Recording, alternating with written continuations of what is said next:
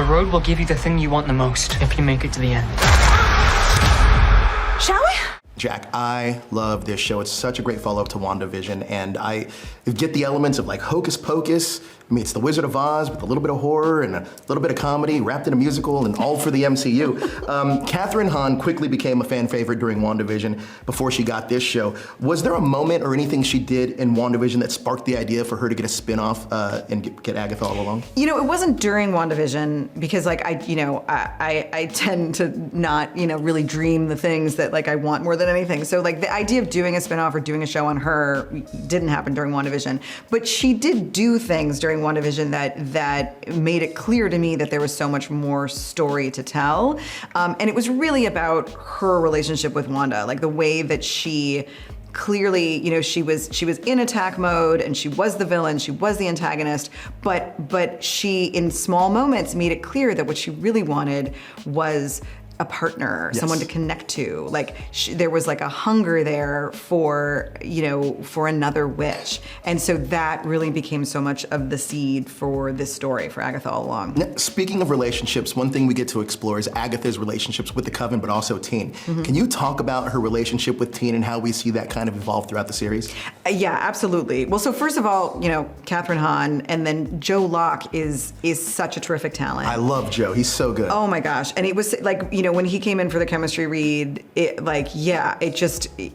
felt so right. It was so real. They had such terrific chemistry, and most importantly, they had the comedic chemistry and the banter. But we had him do a scene from later in the show that has a different color, and it was tremendous. And so where we start them is he is this teen. His identity is a mystery, but what we know and what is true is that he loves witchcraft, yes, and by extension, he is a fan of Agatha Harkness.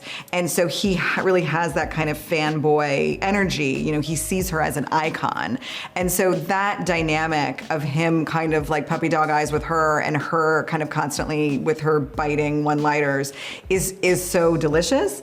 But it's just the beginning. Their relationship really does evolve in this show. Speaking of delicious relationships, I have to ask about Rio and Agatha, because every single time they're on screen together, their chemistry just pops. They've worked together before, but this is a whole new dynamic to them. Can you talk about the relationship between Agatha and Rio and how we see that kind of take shape throughout the series? Yeah, I mean, I think, with WandaVision and with Agatha All Along, I've always been interested in like how can sort of the antagonistic force be unexpected? And so, with Aubrey's character, as we've seen in the trailer, there's some tussling and some fearsomeness, and so that it's that thing of is she going to attack? And what do we want from her? Are we afraid of her? Do we want to ask her out on a date? Sure. Do we want to play with her hair? Like it's that, like Kathryn's character, Agatha and Rio really have that. You really don't know what the connection is going to be, what the interaction is going to be, and it's very, it feels very combustible. It does, absolutely. Now, I love this show because I feel like when we're on the Witch's Road, to me it reminds me a little bit of The Wizard of Oz. Can you talk about some of the inspirations you guys drew from to help inform Agatha? Yeah, I mean our inspirations are vast, but the sort of guiding light, the North Star, is witches, sure, right? So it really is anything where witches have been featured in a strong way, and where we have sort of iconic witches. So of course, the OG, there's Wizard of Oz, but then we're looking at the old Disney witches, Sleeping Beauty, Snow White, that kind of thing. We're looking at the 90s. We're looking at The Craft. We're looking at Charmed. We're looking at Buffy. We also, like, for me, I thought Eggers the Witch was incredible, like truly deeply scary, rattling. There's Zemeckis the Witches. Like it's all of it. And then it's Season of the Witch, and it's 70s Suspiria, and so. It's all of those things kind of in a big blender. I love that this show adapts a Wanda story in the comics, which is the Witch's Road story.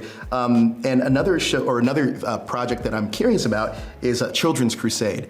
Is it possible that we can see that as a Disney Plus series at some point in the future? I can't speak to other Disney properties as much as I would like to. Yeah, I can only, I mean, as a fan, please. Amazing. Well, look, this show's phenomenal. I love the music in it. I think every single thing I loved about WandaVision, this show expands on. And you did such an incredible job. Thank you so much for your time. That's very kind. I love hearing that. That's really lovely. It's fantastic. I loved it. It was great. Thank you. Thank you. I know an egregious amount about you. Been obsessed since I first read up on your Salem days.